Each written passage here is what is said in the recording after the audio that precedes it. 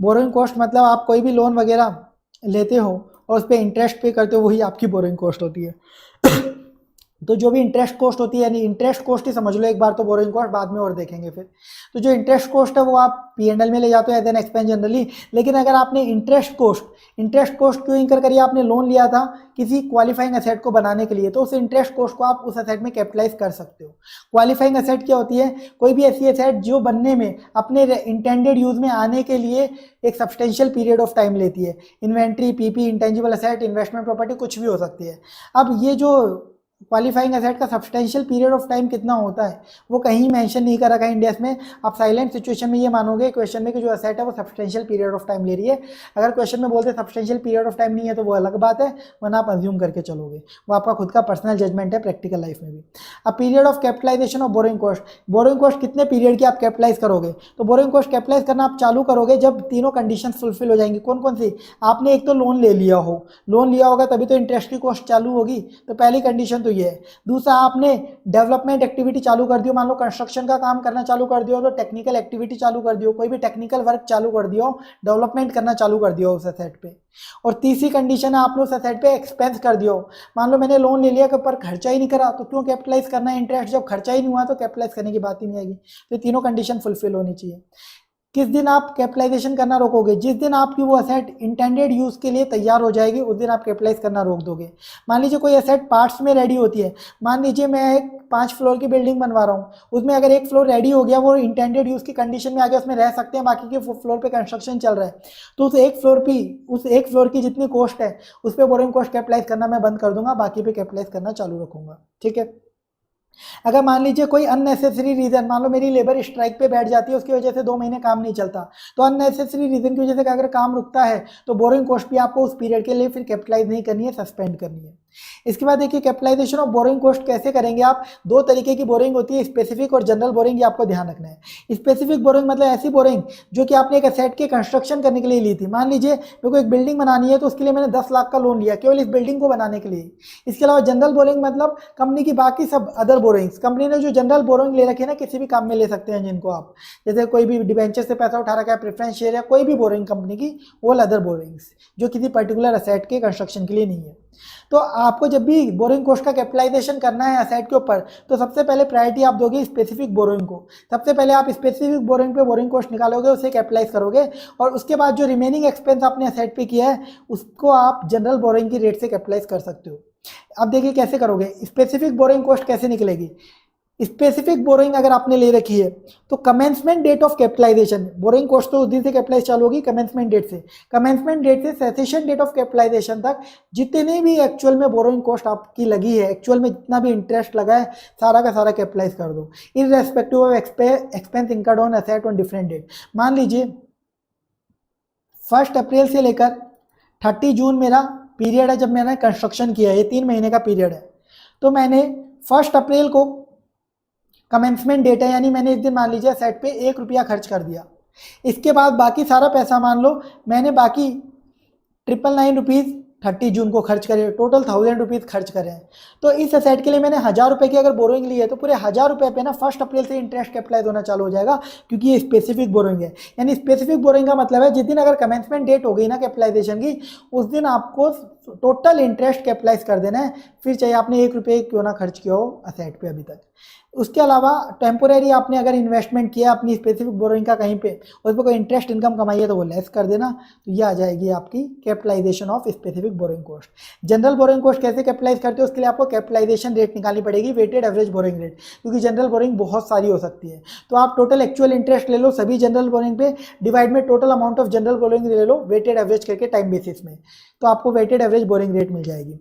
अब आपको general borrowing cost कैसे कैपिटलाइज करनी है, स्टेप 2 में देखो, जितना भी आपने एक्सपेंस इंकर किया है सेट पे हर डेट पर, वो एक्सपेंस अमाउंट उठा लो after utilising specific borrowing. Specific borrowing utilise करने के बाद जो भी एक्सपेंस आपने किया है उसको आप मल्टीप्लाई कर दो इस weighted average borrowing rate capitalisation rate से, मल्टीप्लाई बाय कितने मंथ्स का आपको इंटरेस्ट लगाना है डिवाइडेड बाय 12। अब कितने मंथ्स का इंटरेस्ट लगाना है वो यहाँ पे ध्यान रखना, आप कितने मंथ्स का लगाओगे। आप कमेंसमेंट डेट ऑफ कैपिटलाइजेशन या रेस्पेक्टिव वो एक्सपेंस कब आपने इंकर किया था या ईयर बिगिनिंग कब हुआ था। इन 3 डेट में से जो भी लेटर बाद वाली डेट होगी उस दिन से कैपिटलाइज करोगे उस एक्सपेंस पे। और कब रुक जाओगे, जिस दिन डेट ऑफ कैपिटलाइजेशन सेसेशन की आ गई या ईयर एंड हो गया, विच एवर इज अर्लियर। इन दोनों में से जो भी पहले हो गया उस दिन तक का आप इंटरेस्ट लगाओगे और उससे पहले आप चालू कब करोगे, इन 3 डेट के बाद का। इसके बाद देखिए स्पेसिफिक बोरोइंग अगर आपने एक से ज़्यादा सेट के लिए ली है तो आपको क्या करना पड़ेगा, उस स्पेसिफिक बोरोइंग को दोनों सेट में अलोकेट करना पड़ेगा। कैसे, expense incurred on one asset divide by total expense incurred on all assets. अगर आपकी बोरोइंग जो आपने ली है वो बॉन्ड्स इशू करके लिए डिस्काउंट पर, तो आपको ईआईआर पे इंटरेस्ट बुक करना पड़ता है एज पर इंडिया 109। तो जो ईआईआर पे आप इंटरेस्ट बुक करते हो ना, वही इंटरेस्ट बोरोइंग कॉस्ट बनेगा, वही इंटरेस्ट बोरोइंग कॉस्ट बनेगा। एक्चुअल इंटरेस्ट रेट मत लेना। फिर आप एक एग्जांपल देख लो, आपको समझ में आ जाएगा। मैंने एक बिल्डिंग का कंस्ट्रक्शन 1 अप्रैल को चालू किया, जिसके लिए मैंने 2 लाख का स्पेसिफिक लोन ले रखा है 9% की रेट पे। इसके अलावा कंपनी के अदर जनरल लोन भी है 8 लाख का 10% की रेट पे, 12 लाख का 13% की रेट पे। मैंने कुछ खर्चे करे हैं इस कंस्ट्रक्शन पे। पहला खर्चा 1 अप्रैल को करा इतने का, फिर अगस्त को, फिर 1 अक्टूबर को। कंस्ट्रक्शन 31 दिसंबर को कंप्लीट हो गया। बताओ बोरिंग कॉस्ट कितनी कैपिटलाइज होगी। सबसे पहले हम स्पेसिफिक बोरिंग कॉस्ट कैपिटलाइज करते हैं। यहाँ पे मेरा खर्चा हुआ 1,50,000। तो अब मेरा पहली बार खर्चा 1 अप्रैल को हो गया ना, तो इसी दिन से मैं टोटल स्पेसिफिक बोरिंग जितनी है ना उस पर पूरा इंटरेस्ट कैपिटलाइज कर दूंगा आज ही के दिन। तो टोटल स्पेसिफिक बोरिंग कितनी है मेरी, 2 लाख की 9% के हिसाब से। तो 2 लाख मल्टीप्लाई बाय 9% कितना, 1 अप्रैल से लेके 31 दिसंबर तक का। ठीक है, यहाँ पे कंप्लीट हो जाएगा ना, सेसेशन डेट आ जाएगी, तो 9 मंथ्स का। यानी स्पेसिफिक बोरिंग में आपने जिस भी दिन 1 रुपया खर्च कर दिया उसी दिन से टोटल पूरे अमाउंट पे आप इंटरेस्ट कैपिटलाइज कर देते हो। इसके बाद जनरल बोरिंग कॉस्ट अब निकालनी है। जनरल बोरिंग कॉस्ट के लिए पहले जनरल बोरिंग रेट चाहिए एवरेज। तो अब देखो मेरे को 8 लाख पे 10% इंटरेस्ट, 12 लाख पे 13% इंटरेस्ट, डिवाइड में 8 लाख और 12 लाख की बोरिंग, तो ये आ गई वेटेड एवरेज बोरिंग रेट। अब मेरे को खर्चा हर एक्सपेंस डेट का खर्चा देखना पड़ेगा। पहला खर्चा 1.5 लाख का हुआ था, ये तो मैंने स्पेसिफिक बोरिंग से मीट कर दिया था, इसको भूल जाओ। दूसरा खर्चा मैंने किया 1,40,000 का 1 अगस्त को, तो इसमें भी 50,000 तो स्पेसिफिक बोरिंग से मीट हो गया होगा ना, क्योंकि 2 लाख थी स्पेसिफिक बोरिंग। तो यानी बचा हुआ 90,000। बचा हुआ 90,000 के लिए मैं जनरल बोरिंग रेट लगाऊंगा। और कितने टाइम की, 1 अगस्त से 31 दिसंबर, ये आ गई। फिर अगला खर्चा मैंने 1 अक्टूबर को 3 लाख का किया, तो इस 3 लाख पे 1 अक्टूबर से 3 महीने का दिसंबर तक का जनरल बोरिंग रेट लगा दी। तो ये आ गई टोटल जनरल बोरिंग कॉस्ट। तो टोटल जनरल बोरिंग कॉस्ट और टोटल स्पेसिफिक बोरिंग कॉस्ट, तो ये आ गई मेरी टोटल बोरिंग कॉस्ट। ये होता है आपका बोरिंग कॉस्ट। अब अगर आपकी ग्रुप कंपनीज है, सीएफएस और एसएफएस वाला केस है, तो बोरिंग कॉस्ट को कैसे कैपिटलाइज करोगे। देखो एसएफएस के अंदर तो आप वही प्रिंसिपल लगाओ जो भी मैंने आपको बताया है। जो भी कंपनी ने बोरिंग ली है और एक्सपेंस इंकर किया क्वालिफाइंग असेट पे, उसके बेसिस पे कैपिटलाइज कर दो। सीएफएस के अंदर आपको ध्यान रखना है, सीएफएस क्या पूरे ग्रुप का बनता है, तो पूरे ग्रुप में जितनी भी कंपनीज है उन सभी की बोरिंग्स कंसीडर करनी पड़ेंगी आपको। और सभी कंपनीज ने जो जो एक्सपेंस करें क्वालिफाइंग असेट पे, उन सब में आपको कैपिटलाइज करना पड़ेगा। यानी सीएफएस के केस में आपको बोरिंग कॉस्ट को उन सभी असेट में कैपिटलाइज करना पड़ेगा by considering all borrowings taken by each company in the group and all expense incurred on qualified assets by each company in the group. यानी जितनी भी बोरिंग्स ली थी हर कंपनी ने ग्रुप के अंदर जो भी है सब्सिडरीज मेरी, और जितनी भी एक्सपेंस इंकर करे थे क्वालिफाइंग असेट पे, वो सबको कंसीडर करना है। तो यानी सबकी बोरिंग कॉस्ट आपको कैपिटलाइज करनी है, सबकी कंसीडर करके। अब एक स्पेशल पॉइंट है जो मोस्ट इंपॉर्टेंट है इस इंडेक्स में, इस पे बहुत टाइम से क्वेश्चन नहीं आया है, तो ये मोस्ट इंपॉर्टेंट है, बहुत ज़्यादा चांसेस है इस पे इस बार एग्जाम में क्वेश्चन आ जाए। Exchange difference on foreign currency borrowing to be treated as borrowing cost. इसको देख लो, समझ लो ध्यान से। एक्सचेंज लॉस जो भी अराइज होगा फॉरेन करेंसी बोरिंग पर up to saving in interest cost, उसे आप बोरिंग कॉस्ट मान लोगे एज पर इंडेक्स 23। बाकी एक्सचेंज लॉस इंडेक्स 21 के अकॉर्डिंग पीएनएल में जाएगा। देखो मैं आप लोगों को बताऊं, आप अगर फॉरेन करेंसी में बोरिंग लोगे तो उसमें आपका एक्सचेंज गेन लॉस आएगा इंडेक्स 21 के अकॉर्डिंग। लेकिन फॉरेन करेंसी में बोरिंग जब लेते हो आप, जब आपको इंडिया में लोन महंगा पड़ रहा है और बाहर लोन सस्ता पड़ रहा है, तो आप कुछ इंटरेस्ट बचाते हो। तो ये इंडेक्स क्या बोलता है कि फॉरेन करेंसी बोरिंग में आपका जो एक्सचेंज लॉस आएगा ना, उस एक्सचेंज लॉस का कुछ पोर्शन आपको बोरिंग कॉस्ट मानना पड़ेगा, कुछ पोर्शन बोरिंग कॉस्ट मानना पड़ेगा। यानी उस फॉरेन करेंसी बोरिंग पे जो इंटरेस्ट पे करूंगा वो तो बोरिंग कॉस्ट है ही, लेकिन इसमें जो एक्सचेंज लॉस होगा वो भी, उसका भी कुछ पोर्शन बोरिंग कॉस्ट मानना पड़ेगा। क्यों? क्योंकि उस लोन पे आपने इंटरेस्ट की सेविंग करी है। इंडिया में लोन लेते तो ज़्यादा इंटरेस्ट देना पड़ता, यानी उस एक्सचेंज लॉस में कुछ इंटरेस्ट का पोर्शन भी है, यानी उसको आपको बोरिंग कॉस्ट का पार्ट मानना पड़ेगा। कैसे मानोगे? कुछ स्टेप्स है, ये स्टेप्स आप फॉलो कर लेना। 4 स्टेप्स है। पहला स्टेप है आप एक्चुअल इंटरेस्ट कॉस्ट पता कर लो, फॉरेन करेंसी बोरिंग पे आपको कितनी पे करनी पड़ेगी। फॉरेन करेंसी बोरिंग का amount multiply by foreign currency boring की इंटरेस्ट रेट कितनी है। अब ये अमाउंट आएगा फॉरेन करेंसी के अंदर इंटरेस्ट का, इसको कन्वर्ट करेंगे अपनी करेंसी में, तो ईयर एंड पे इंटरेस्ट निकाल रहे हैं तो एक्सचेंज रेट ईयर एंड की ले लेंगे, ठीक है। ये आ गया आपका actual interest on foreign currency borrowing. इसके बाद देखो हमने फॉरेन करेंसी में बोरोइंग करके कितना इंटरेस्ट बचाया, यानी आपने फॉरेन करेंसी की बोरोइंग पे कितना इंटरेस्ट दिया और इंडिया में बोरोइंग करते, फंक्शनल करेंसी में बोरोइंग करते तो कितना इंटरेस्ट पे करते, ये डिफरेंस। तो स्टेप 1 में अपन ने निकाल लिया था फॉरेन करेंसी बोरोइंग का इंटरेस्ट, बस फंक्शनल करेंसी में अगर इंडिया में ही बोरोइंग करते तो कितना इंटरेस्ट लगता वो और निकाल लो, फिर दोनों का डिफरेंस सेविंग आ जाएगा। तो इंडिया में अगर बोरो करते तो फॉरेन करेंसी बोरोइंग अमाउंट जो हमने किया वही अमाउंट बोरो करते लेकिन इंडियन करेंसी में, तो जिस दिन मैंने बोरो किया उस दिन की एक्सचेंज रेट, तो exchange rate on date of borrowing उतना अमाउंट पता चल गया ना इंडियन करेंसी में कितना होना चाहिए, मल्टीप्लाई बाय इंडियन करेंसी में बोरोइंग की इंटरेस्ट रेट कितनी है, बस इन दोनों का डिफरेंस आपका सेविंग इन इंटरेस्ट कॉस्ट हो जाएगा। थर्ड स्टेप में अब एक्सचेंज गेन लॉस निकाल लो जो भी आपका फॉरेन करेंसी बोरोइंग पर आ रहा है। वो कैसे निकालोगे, फॉरेन करेंसी बोरोइंग का अमाउंट, इसको आपको ये मॉनिटरी आइटम होता है इंडिया 21 में देखोगे, इसको आपको एट ईच ईयर एंड की एक्सचेंज रेट पे कन्वर्ट करना होता है। तो exchange rate at each year and यानी करंट ईयर एंड की माइनस बिगिनिंग पे एक्सचेंज रेट क्या थी जिस पे पुराना अमाउंट था, तो इन दोनों का डिफरेंस आएगा एक्सचेंज गेन या एक्सचेंज लॉस। अगर ये पॉजिटिव आता है यानी लोन का अमाउंट बढ़ रहा है तो एक्सचेंज लॉस, और अगर नेगेटिव आता है लोन का अमाउंट कम हो रहा है एक्सचेंज गेन। अगर एक्सचेंज लॉस आता है तो मैंने केवल इसका कुछ पोर्शन बोरिंग कॉस्ट माना जाएगा, कितना पोर्शन, इस एक्सचेंज लॉस और जो सेविंग इन इंटरेस्ट कॉस्ट अपन ने निकाला था, यानी lower of exchange loss and saving in interest cost as calculated in step 2, इसको आप मानोगे बोरोइंग कॉस्ट, इसको आप मानोगे बोरोइंग कॉस्ट। ये एक्सचेंज लॉस जो आया वो और ये जो सेविंग इन इंटरेस्ट कॉस्ट निकाली ये, इन दोनों में से जो भी लोअर है जो भी कम है, सिंपल सी बात है, जो भी कम होगा उसे आप बोरोइंग कॉस्ट मान लेना। और रिमेनिंग एक्सचेंज लॉस, मान लो एक्सचेंज लॉस था 10,000 और सेविंग इन इंटरेस्ट कॉस्ट आती है 7,000, तो बोरोइंग कॉस्ट किससे मानेंगे, इसे। तो यानी बचा हुआ एक्सचेंज लॉस 3,000 का एक्सचेंज लॉस, 3,000 का एक्सचेंज लॉस फिर भी बचा ना, उसको हम इंडेक्स 21 के अकॉर्डिंग P&L में रिकॉर्ड करेंगे बैलेंसिंग फिगर। लेकिन सर एक्सचेंज गेन आता है तो, एक्सचेंज गेन आता है तो कुछ नहीं करेंगे, P&L में जाएंगे, इंडेक्स 21 लगाएंगे, जो इंडेक्स 21 एक्सचेंज गेन बुक करवाएगा, इंडेक्स 23 का यहाँ ट्रीटमेंट नहीं होगा। तो total borrowing cost foreign currency boring में कितनी लगी अपनी, एक तो एक्चुअल इंटरेस्ट कॉस्ट जो स्टेप 1 में लगाई थी वो, और एक यहाँ पे स्टेप 3 में हमने डीम्ड बोरिंग कॉस्ट जिसे माना है, एक्सचेंज लॉस को डीम्ड बोरिंग कॉस्ट माना वो, ठीक है। बस ये हो गई टोटल बोरिंग कॉस्ट, ये मोस्ट इंपॉर्टेंट था, इसको अच्छे से रिवाइज करना। इसमें एक नोट भी है वो ध्यान दे लेना, अगर ज़्यादा डिफिकल्ट क्वेश्चन बनाना हुआ तो इस नोट के ऊपर बना सकते हैं। अगर एक्सचेंज लॉस जो हुआ फॉरेन करेंसी बोरिंग में, उसको आपने बोरिंग कॉस्ट बना दिया एक साल में, कोई दिक्कत नहीं है। अब अगले साल क्या हुआ, उस बोरिंग पे एक्सचेंज गेन आ गया। पहले साल में अगर एक्सचेंज गेन आता कोई दिक्कत नहीं है, P&L में जाता, लेकिन पहले साल में एक्सचेंज लॉस आया, फिर बाद में सब्सिक्वेंट ईयर्स में एक्सचेंज गेन आया। तो जो एक्सचेंज गेन आया ना, जो एक्सचेंज गेन आया उसको आपको बोरोइंग कॉस्ट में से रिड्यूस करना पड़ेगा। जैसे एक्सचेंज लॉस को बोरोइंग कॉस्ट का पार्ट बनाते थे, ऐड करते थे, लेकिन एक्सचेंज गेन को रिड्यूस करना पड़ेगा। कितना, up to the amount of previously recorded exchange loss as borrowing cost on remaining outstanding loan. जितना आज के दिन आउटस्टैंडिंग लोन है उस पर आपने पिछले सालों तक कितनी एक्सचेंज लॉस को बोरोइंग कॉस्ट का पार्ट बनाया है, कितना एक्सचेंज लॉस बोरोइंग कॉस्ट का पार्ट बनाया है, मैक्सिमम उतना एक्सचेंज गेन आप लेस कर सकते हो। एग्जांपल से समझ लेते हैं, हो जाएगा आपका। एक इंडियन कंपनी है, उसने 1,000 रुपये का लोन लिया 1 अप्रैल को क्वालिफाइंग एसेट बनाने के लिए 4% पर, ठीक है। $1,000 का लोन लिया, यानी फॉरेन करेंसी में लिया है। इक्विवेलेंट अमाउंट ऑफ लोन वो लोकल करेंसी यानी इंडिया में भी ले सकता था 12% पे।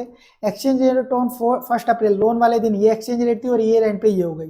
टोटल बोरिंग कॉस्ट बताओ कितनी कैपिटलाइज होगी। पहला स्टेप, एक्चुअल इंटरेस्ट कितना पे करना पड़ेगा फॉरेन करेंसी बोरिंग पे, $1,000 multiply by exchange rate at year end multiply by 4% जो इस पे एक्चुअल इंटरेस्ट रेट है, ये आएगा रुपीज़ के अंदर। इंटरेस्ट कॉस्ट में सेविंग कितनी हुई, फंक्शनल करेंसी में लोन लेता तो कितना पे करना पड़ता, $1,000 इंटू बोरोइंग डेट पर एक्सचेंज रेट इंटू इंडिया में इंटरेस्ट रेट 12% इतनी लगती, तो 4800 लगता, लेकिन अभी 1640 लगा, यानी 3160 की सेविंग हो गई। अब थर्ड स्टेप में एक्सचेंज गेन या लॉस निकालो। $1,000 फॉरेन करेंसी बोरिंग का अमाउंट है, एक्सचेंज रेट 41 हो गई, पहले 40 थी, यानी पॉजिटिव अमाउंट आ रहा है एक्सचेंज लॉस 1000 का। तो अब हमें एक्सचेंज लॉस या सेविंग इन इंटरेस्ट कॉस्ट, इन दोनों में से जो भी लोअर है उसे बोरिंग कॉस्ट मानना पड़ेगा। सेविंग इन इंटरेस्ट कॉस्ट इतना है, एक्सचेंज लॉस इतना है, लोअर क्या है एक्सचेंज लॉस 1000। इस पूरे एक्सचेंज लॉस को 1000 के पूरे एक्सचेंज लॉस को आप बोरिंग कॉस्ट मान लोगे, यानी P&L में कुछ जाएगा नहीं एक्सचेंज लॉस। तो टोटल बोरिंग कॉस्ट कितनी होगी, एक्चुअल 1640 प्लस 1000 ये 2640, ठीक है। सेकंड पार्ट देखो सॉल्यूशन का।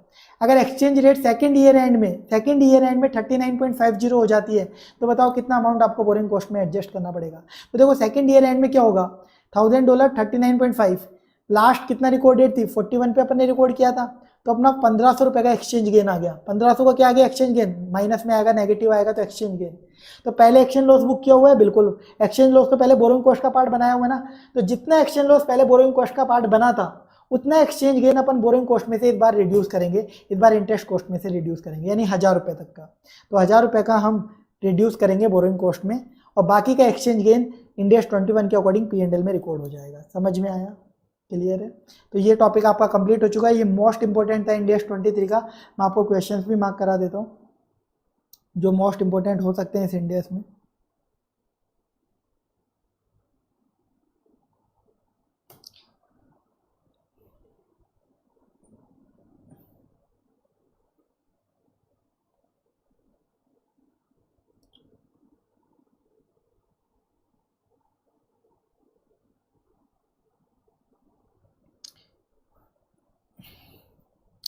देखो, एक तो ये क्वेश्चन नंबर 5 मई 23 एडिशन से बता रहा हूँ, क्वेश्चन नंबर 5 ये देख लेना। इसमें एक तो आपकी स्पेसिफिक बोरिंग है जिसपे इतना इंटरेस्ट लगा उतनी इंटरेस्ट इनकम होगी। टेम्पोरेरी इन्वेस्टमेंट पे तो नेट कैपिटलाइज कर दोगे। 2 जनरल बोरिंग है, तो बचे हुए अमाउंट पे 7 लाख के अलावा जितना आपने खर्चा किया है उतने अमाउंट पे आप जनरल बोरिंग से कैपिटलाइज कर दोगे। जो एग्जांपल लिया था सेम वैसे ही हो जाएगा, सेम डिट्टो है। फिर क्वेश्चन नंबर 6 ये भी मोस्ट इंपॉर्टेंट है। ये जो एग्जांपल लिया था सेम डिट्टो वैसा ही एग्जांपल जैसा ही क्वेश्चन है, तो ये भी आपका हो जाएगा। इसमें आप देखो वही 2 लाख की स्पेसिफिक बोरिंग ले रहे हो 9% की रेट से, और ये जनरल बोरिंग है, ये खर्चे हो रहे हैं, तो सेम वैसा ही क्वेश्चन है, उसी एग्जाम्पल की तरह सॉल्व करना आप।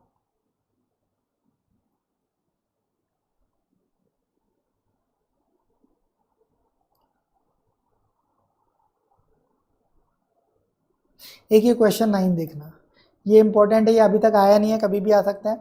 एक असेट है जिसको हम 4 फेज में कंप्लीट कर रहे हैं, तो जो जो फेज कंप्लीट होता जाएगा उसकी बोरिंग कॉस्ट हम कैपिटलाइज करना बंद कर देंगे। वही पार्ट वाला खेल है इस क्वेश्चन में।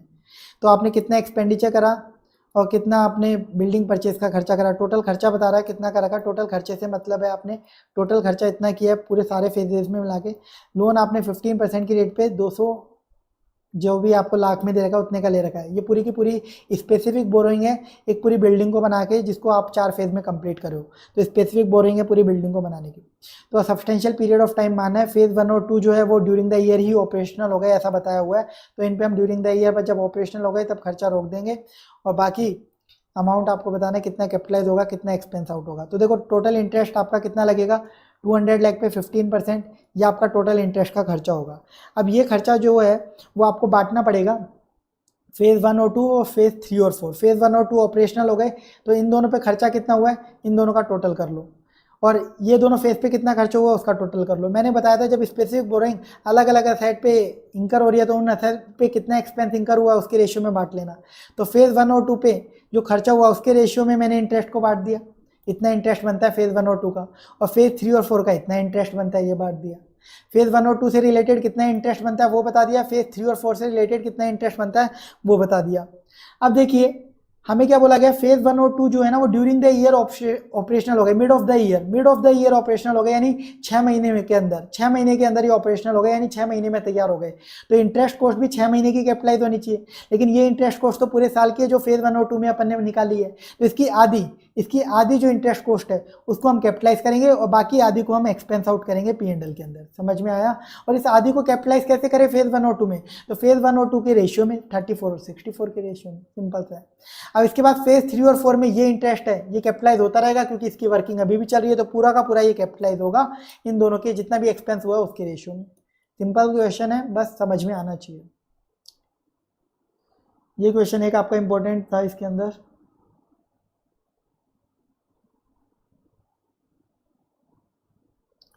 ये क्वेश्चन तो मैंने आपको बोला ही है, अभी एग्जाम्पल से करवाया है, मोस्ट इंपॉर्टेंट है, इसके आने के बहुत ज़्यादा चांसेस है। जो भी एग्जाम्पल से कराया है बस फिगर्स अलग है, ठीक है, तो आप खुद से देख सकते हो, अभी प्रैक्टिस करा दी है मैंने इसकी। तो मैंने इस इंडेक्स में भी आपको इंपॉर्टेंट क्वेश्चन बता दिए और उसकी प्रैक्टिस भी करा दी है। तो इंडेक्स 23 भी आपका कंप्लीट हो चुका है।